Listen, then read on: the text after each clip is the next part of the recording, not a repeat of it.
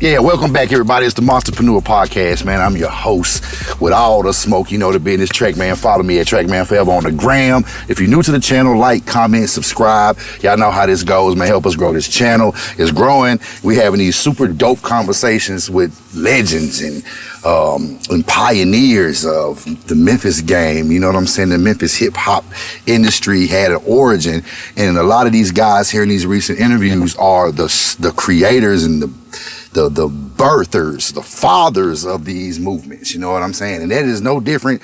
This nigga I got right in front of me, you know what I'm saying? I'm a producer at heart, and I've been waiting to have this conversation because every time we get on the phone, it's a 2-hour conversation. I'm like, we gotta film it, bro. What is you doing? Don't tell me this shit now. Let's save it for the pod, you know what I'm saying?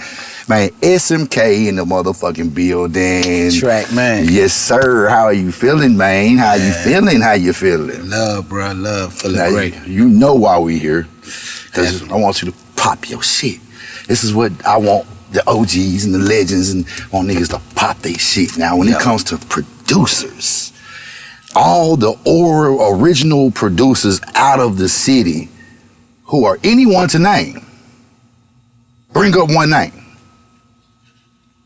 How does your name be the one that all the top dogs at the time they're coming to you to get this sound? Where does it come from? Tell us. Let's get your origin story. You know what I'm saying? Fill us in. Pop your shit, man. It's Memphis. You know, I really tip my hat off to Memphis.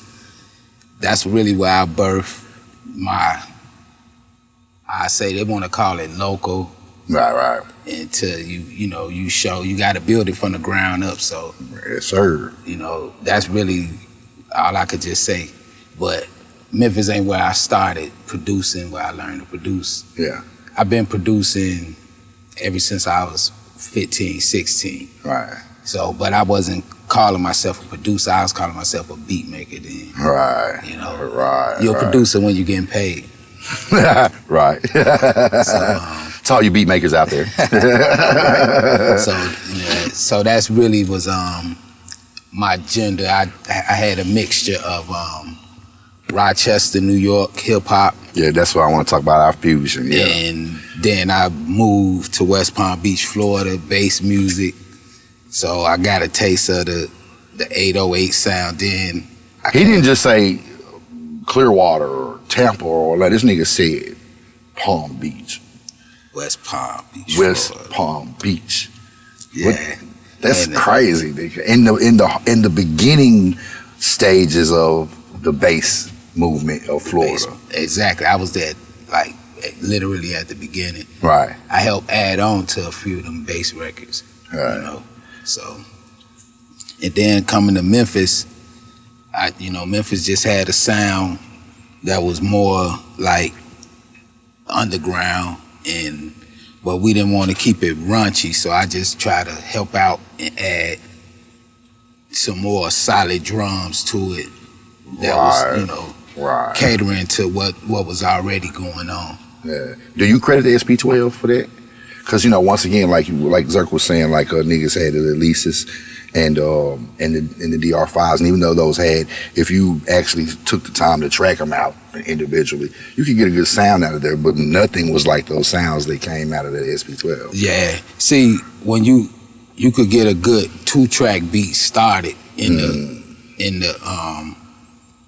them small drum machines.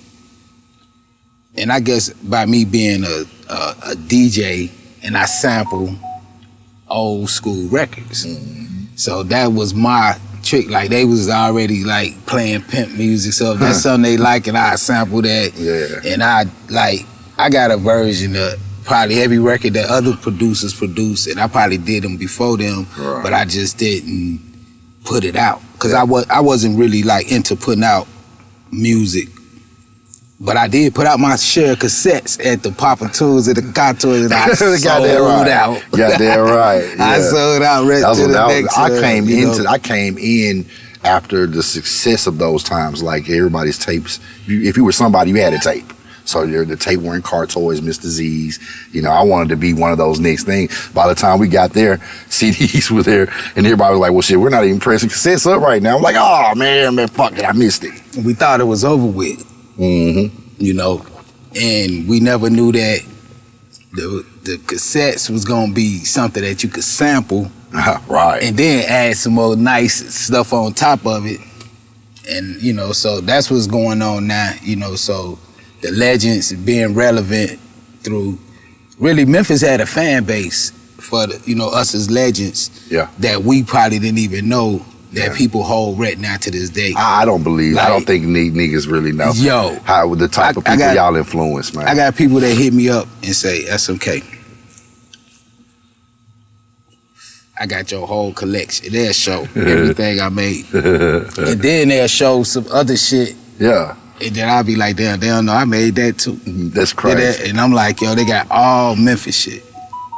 And so I look at, we definitely influence, even right now to this day, we not relevant as saying we the newest rappers. The modern shit, nah. Now with we're me, relevant because I don't look at none of that because, sounds. Right, so I look at, you want to be relevant right now, do something right now. Yeah. And so who more to be relevant right now is a young kid that's right. You know what I'm saying, that's rapping. I wouldn't, by me as a producer, I would produce like, nah, we ain't finna shoot up nobody mama house on this song right here. Right. We gonna get creative. Like that. Yeah. But we could shoot somebody up now, don't trip. Yeah. But we not finna shoot, you know what I'm saying? Yeah. So it's like, we ain't shooting the church up, nigga. Right, we're gonna get creative somewhere, and now that's where the challenge come in. So some artists, not artists, they rappers. So when I deal with a rapper, I just make sure I play a beat that I know he gonna rap. Right. You know. Right. So it's them records there are still records as me being a producer, but I would rather like be working toward something that I know, like, yo, we're gonna try to make this have some power so we could do other things with it, you know what I'm saying, like that, and make, like, they don't make clean records no more. Right. And it's not even worth trying to do a radio edit. It's no point, you know, but you have to try. I'm an engineer, you still got to try. You know, they leave it to us. So I wouldn't make an artist take them out of their character. I help show them how to be more creative at what they do. Cause I use a rapper like a drum machine. Like, he a part of my tool. Like, you rapping, but nah, I'm hearing, especially when we lock, instruments, nigga. When he just like, okay, yo, where we at with it? And we, you know, I could be like, all right, and I could give him a little advice. Be like, okay, repeat that twice. You think that gonna sound? I could create another line. How? Do it twice, cause that was hot. What you said. Yeah. That's catchy. Nah, he didn't know that when he got done. I'm finna copy and paste some stuff. Do my thing. Yeah, I'm finna bust so it gonna repeat again somewhere where we putting bridge on this junk. You ain't had one, but we gonna create a bridge to this junk.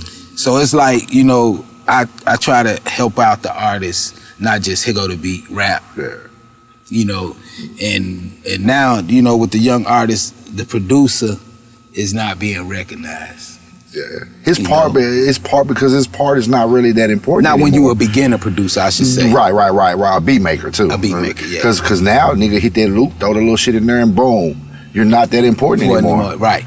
Yeah, because you really, I don't need you to track this out. Fruity Loop's gonna give me that, and it's like, nigga, you really didn't do shit. You know, niggas sit there and watch you not do shit. and that's true. Like, I was in Atlanta. And I'm finna pay you? Take this money, get the fuck up out of here, nigga. Shit. Yeah, you know what I'm saying? For that. So when I was in Atlanta, I went to I ain't gonna even say it was a beat battle, but you could call it that when you got this producer for the place of beats and he for the place, I'm for the place. It's a beat battle now, you know. So I guess they looking at me like I was a sound man and sucker. They seen this gray beard. Right. But when the house was packed right, it was my turn. And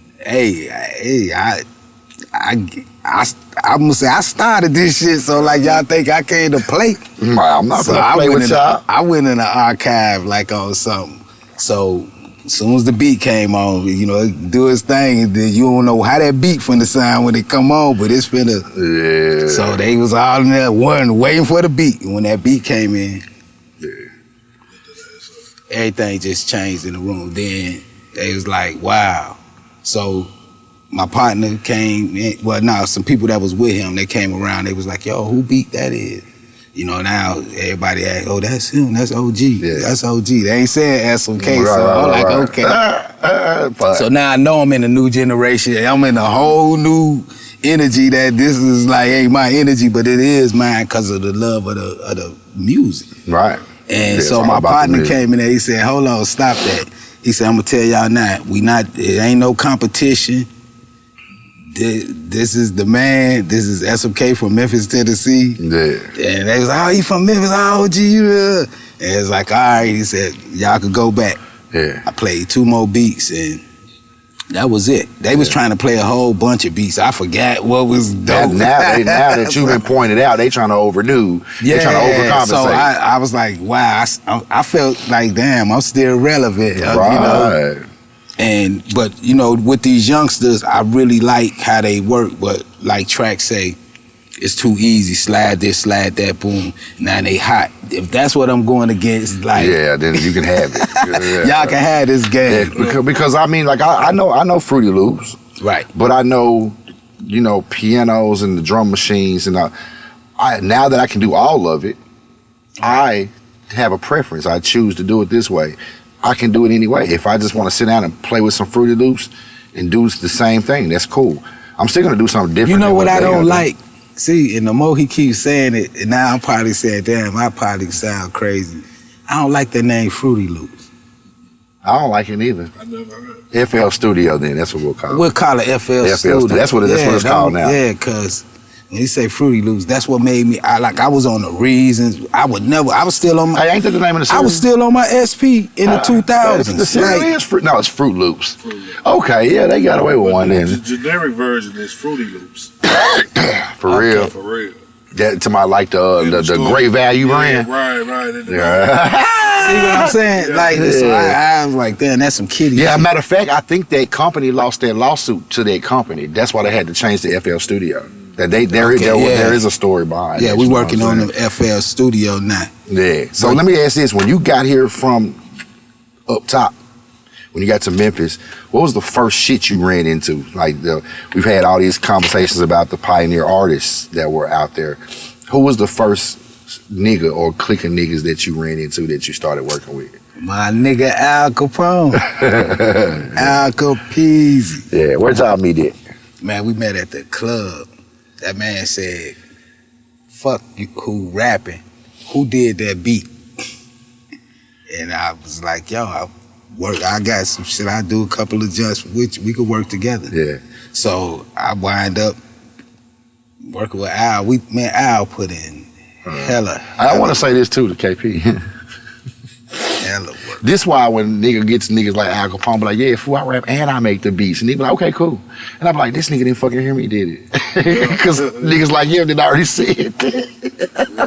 And see, I never knew Al. Right, you know, you be thinking you the first and shit. You know what I'm saying? Like, nigga, sit down, nigga. Yeah, that's crazy. Al Capone, Al Capeezy. Right. Yeah. So, you know. What's your favorite Al Capone's SMK story? One that stick out just like boom. Badass Kids. Tell us about that. It's this track that I did on him. And he rapping about, yo, mama, you know, baby mamas with badass kids. And I'm talking about, in the sample, I use an old school hip hop sample.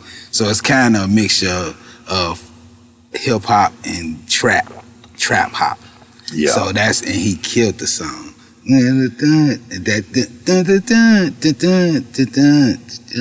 But it was an old school pimpin' sample.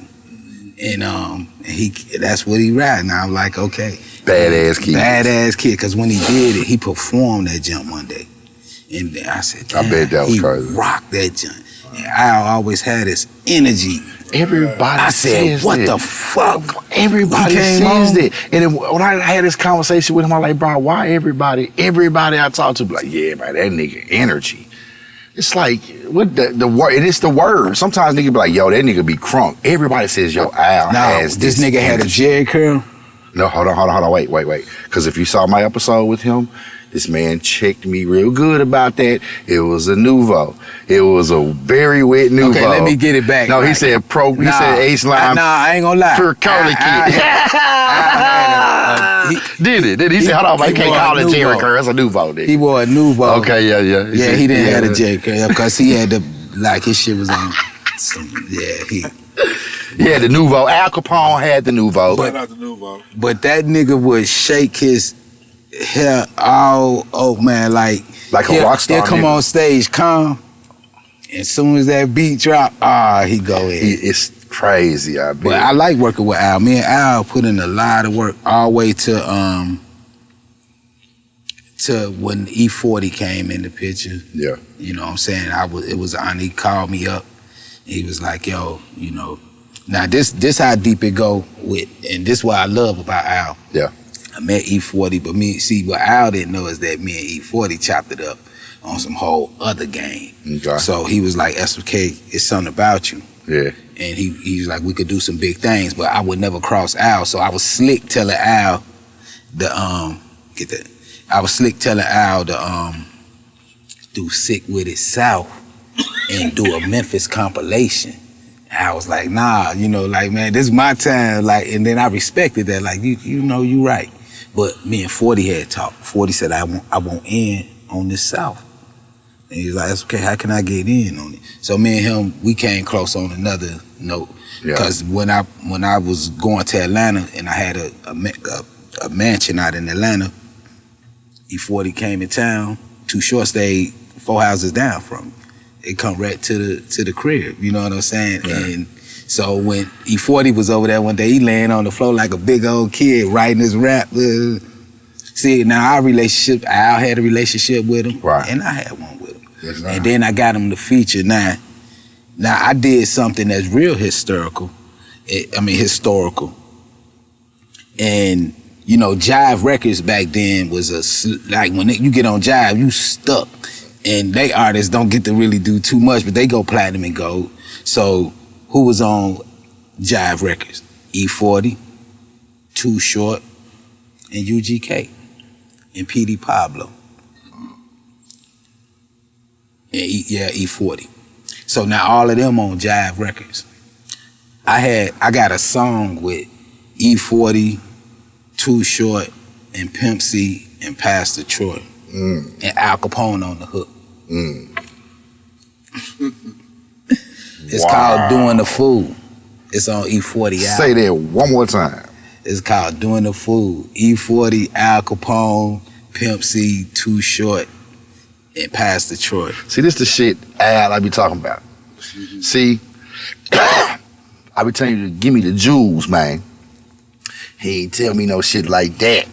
Nah, because see, Al was doing this thing. That's why I say, like, I'm in Atlanta now.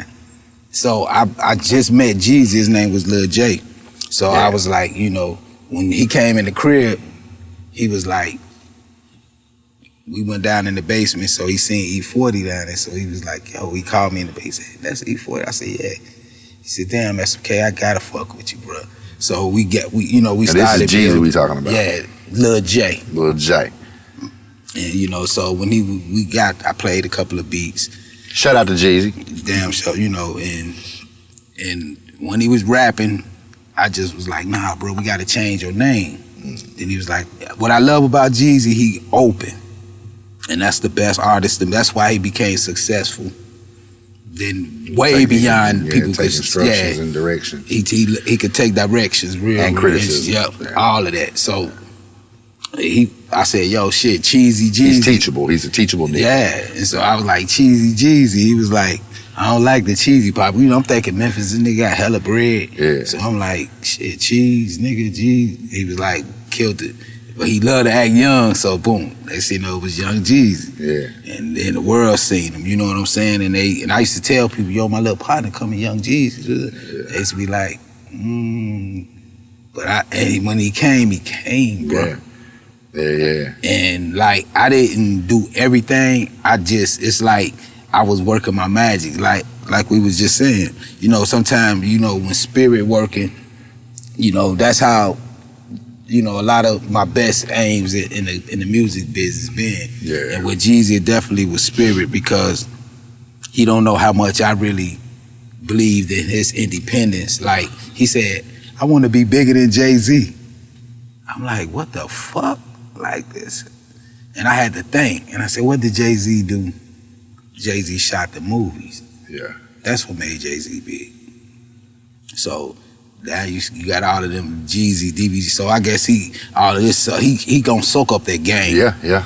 That's one thing Jeezy is. He gonna soak the game up. Yeah. And bruh, that dude, he just did his thing and shit, you know what I'm saying? But I kind of got like sidetracked on because I wanted to know the business, and the people who was helping me with the business wasn't letting me in. Then I was going through stuff because I got offered $40 million. That's how the whole Def Jam thing came in. When people seen Jeezy, he was on Def Jam. Right. They thinking like, how this nigga from the South gonna get on Def Jam? I already opened that door. Yeah. Boom. So you hear me talk about that too. It was difficult because Def Jam was looking like Memphis, like what? Yeah, what the fuck? But Def Jam came right here to Memphis, and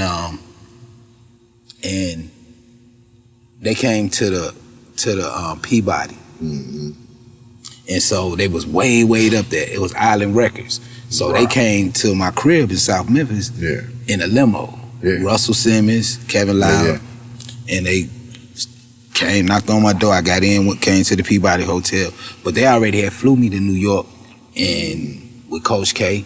His name was Kev at the time. Right. And so we all flew up there, deep, nice little crew. And Kevin Loud offered me 40 mil. I played songs and stuff. Yeah.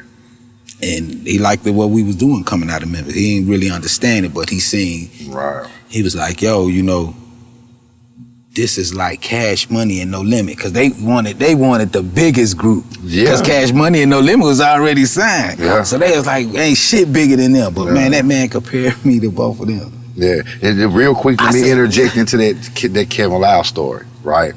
Now, I have a Kevin Loud story as well. And we were showing up in multiple things in multiple places. We were always getting in Kevin's face. He was like, Memphis, what the fuck y'all doing here? You know what I'm saying? Shit like that. But he actually sent us to Russell. And Russell was doing Fat Farm and Russell Simmons Music Group. He was trying to kick that off. So he pitched us over there with Dame. So that's how a nigga got, you know, but that's my Def Jam. That was my first, like, we didn't even want to touch Memphis. We left here and went straight to New York. But we had other the way that they did y'all, that's how they work. That's how it operate. Yeah. They gonna shift you. Yeah, because we were at that, what Dame loved about us is that I had made the design and everything. I had everything ready, the business model, everything. They had just opened Def Jam South. And then you had Bad Boy South, and I said, let's do Rockefeller South. And Dame was like, I said, bro, they got Bad Boy South. Diddy doing it. But see, he could do it because... No, they split, right? Him and Jay split like a month in this conversation. But you know, they would have been... We was with Dame today that he went back upstairs and got his money. So they wouldn't be able to do it. See, that's what I'm saying. See, even being a part of major labels, I was the first one to get signed out of Memphis, Tennessee. Yeah. The first. Yeah. EMI Records. Okay. And so where does Pat fit in with? He was the first with Atlantic. When he went to Atlantic, I already had my deal was already in place. It's just that they didn't know what to do with me. Yeah. So for like months, that's how y'all heard of Eli Ball, the Warehouse record. That's what Al Capone, they the one who put out Al Capone. Okay, yeah. The Lyrical Drive-By and all right, yeah. That first album that name sounded familiar. So he was a white guy. So they had got me the studio, the Warehouse studio. Yeah. That was part of my production deal. But once again, I'm a producer under my own production through some other people. Okay. So but I never signed nothing. But I'm saying you were the first one, you were signed to EMI as a producer though. Right. And so he signed as a rapper though. Right. So what people don't know is that Relativity Records at that time came to Memphis to sign me too. And that was Dino DeValier. So what happens is with these major labels, when they send you to sign somebody and it don't go right, they fire you. So that's what happened when Dino got back to New York. He was fired, but EMI, and once again I broke history because EMI and I do Dave Gossett, he signed all the other New York artists and Philly and people, but he never signed. So he was like, yo, I like you, bro. He came in the studio with me. Yeah. Dino was at the hotel just eating off of the people money and shit, eating their food. Talk about SMK, I really don't care nothing. He done came to my crib and said, he's like, I don't care nothing about these southern bunks. I said, yo, man, don't say that. I said, man, them niggas in there, I'll fuck you up, bro. Yeah. I said, man, he's like, no, I don't mean it like that. He said, you know, I said, you just don't understand what's going on, bro. You know what I'm saying? But that was his thing. But he learned once he got back up to New York and they fired him. So he went over to Universal. Okay. So he came back to Memphis. He said, I'm at Universal now. I need to sign the group. He said, I understand now how the South rocking. And he said, man, ain't nobody here who can I sign? I said, man, look, it's a group down in New Orleans. Cash Money. They got their shit together. I said, sign them niggas. And then if you want to get back at Relativity Records, shoot a video with 3-6 Mafia. Cause who did Paul them sign to? They were signed. That was they Relativity. were signed to who? Relativity. Relativity Records. Yeah, Relativity Records. Hey man, that video they shot, right? This is. So now you see how my girlfriend was in that video. Like we had broke up, and then Paul put in the video. See, that's why I say a lot of people don't know. Like I be going after the business. I'm going up in the offices. Like I be in New York City with these people. Yeah. You know what I'm saying? So Dino, I took a group from New Orleans up to Universal to Dino, and Dino was gonna sign them for a nice big chain. And I helped do them organize their shit. Got them the chains, the jackets, I did their logo. I'm talking about they had the whole they spent that money. Yeah. The chains was big. Yeah. You'd have thought this was cash. If you seen these niggas, they click like 30, 40 niggas, and you'd think that's cash money, or who the fuck these? Yeah. Went right to New York with them. Boom, walked in the office. But I told dude, see, and this for you producers, you gotta build a name for yourself. So I didn't do one record on these dudes. They had the deal. Yeah. But my man, when he was playing the songs, he just knew. He was like, it's something missing. I ain't hearing that. It's something I'm not hearing. Yeah. And he's like, he put me in the hallway. He said, the music don't sound like what you was. I said, I didn't produce none of it. So they just told me that we could do it with our own music. Our music good. Yeah, okay. Okay. I was like, damn it. And so we got back. They was like, what's wrong? I said, man, y'all, $1 million check gone, bro. I said, man, the man was looking for some production from me. Yeah. On y'all, he told y'all, SMK, y'all, why y'all didn't get SMK on the track? They was like, oh, when we get back, SMK we gon'. He was like, y'all fuck the whole, got all the ears and Universal up against the wall, cause the way we came through that bitch was so pretty, bro. My niggas, they from New Orleans, Flip House. You know what I'm saying? That's why I say I'm just different in this. You know, it ain't like to step on nobody's toes. I try to unite and bring us together on some kind of way. You know, like I say with Skinny Pimp and like Al Capone. When I did Al Capone, I didn't know I was gonna work with Skinny. You know what I'm saying? And Skinny approached me and was like, yo, SMK, you know, let's work. Yeah. I was like, shit, come on. Yeah. And then that's when we did I think our first song was Kicking It With the Skinny Pimp. Kicking it, and I was doing the scratching and everything. But then we did that's on this Skinny But Dangerous album. I got like three or four tracks on there that I did on it. Yeah. And I even did a booty shake song on it. One thing about Skinny, man, I look, this song here, when the females hear it, they go crazy. Right. But it's a different character of Skinny, but he still rapped his pimp talk, and it was called G-String. I don't know if you ever heard it. I don't know, I'm not sure. I probably had, because Skinny been around all the time. My little brothers. On my documentary, I'm playing. So they play nothing but Skinny Pimp. I'm finna play all the songs like that I worked on it with everybody. Yeah, most definitely. So, definitely do that. We just chopping it up right now, you know what I'm saying? Yeah, for sure. But let me ask this: How does your name get in the conversation with Jodeci? How does that? Where did they come from?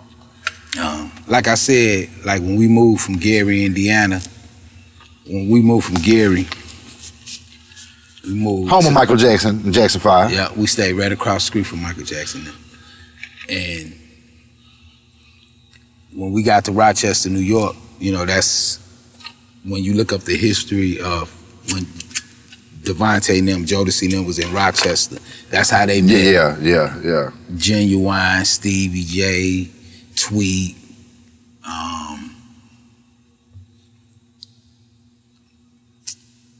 I mean, they had a lot, not Genuine,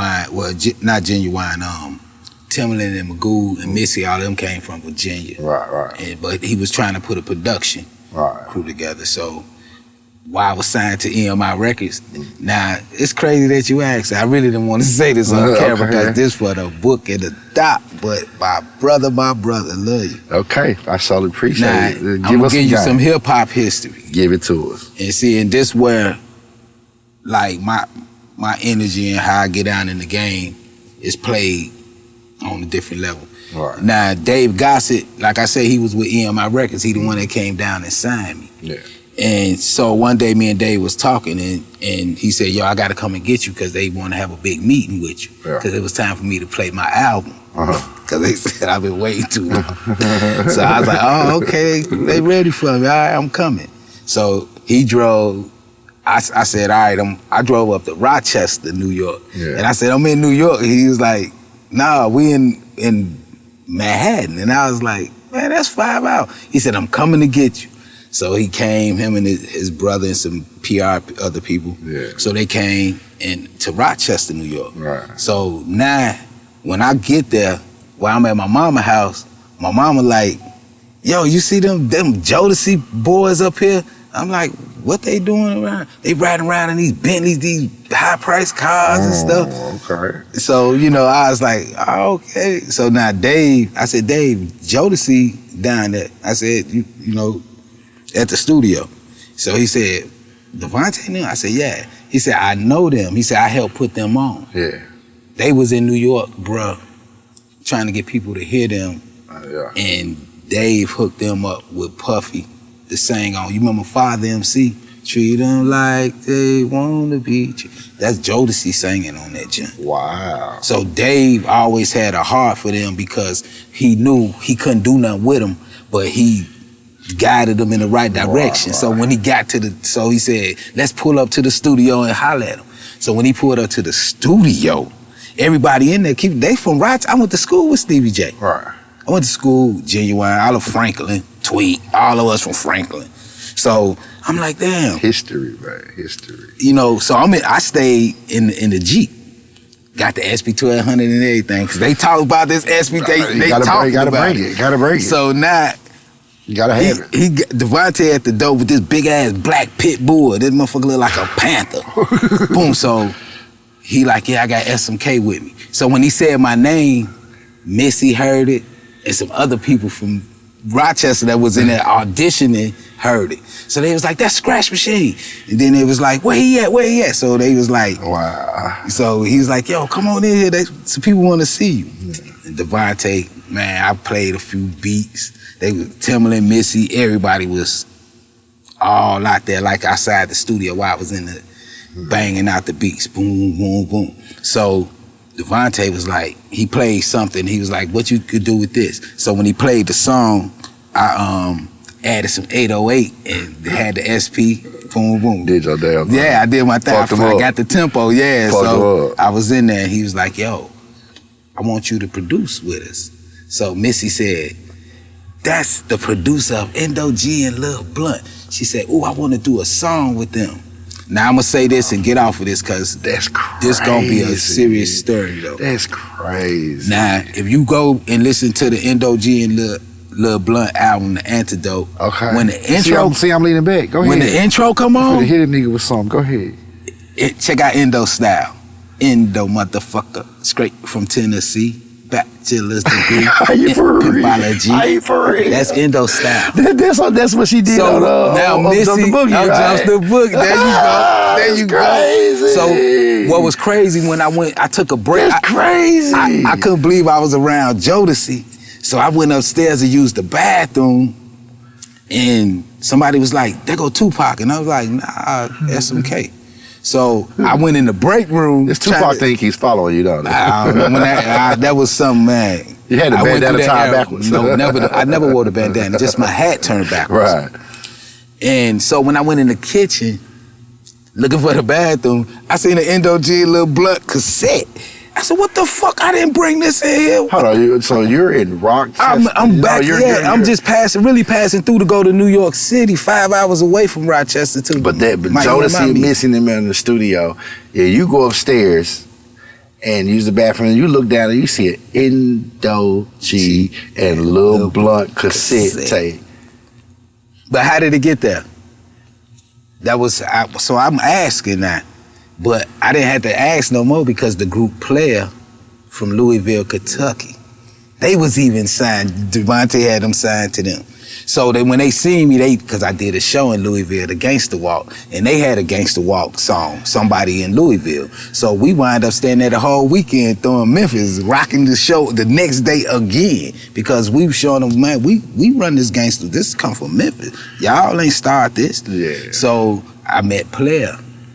Black, Static, and Major. Yeah, and they got up, Static. yeah, and they got up there and sung, man.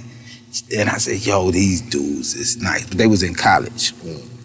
So I wind up, you know what I'm saying, they was up there in Rochester. That's how the cassette got there, because they wanted to sing over my drum patterns, my beats, the way that I make. Because I used to leave endings where you could loop or whatever. So Timbaland wanted to, he could imitate that. So, you know what I'm saying, he the producer for the whole camp. You know, he was that, you know, a few.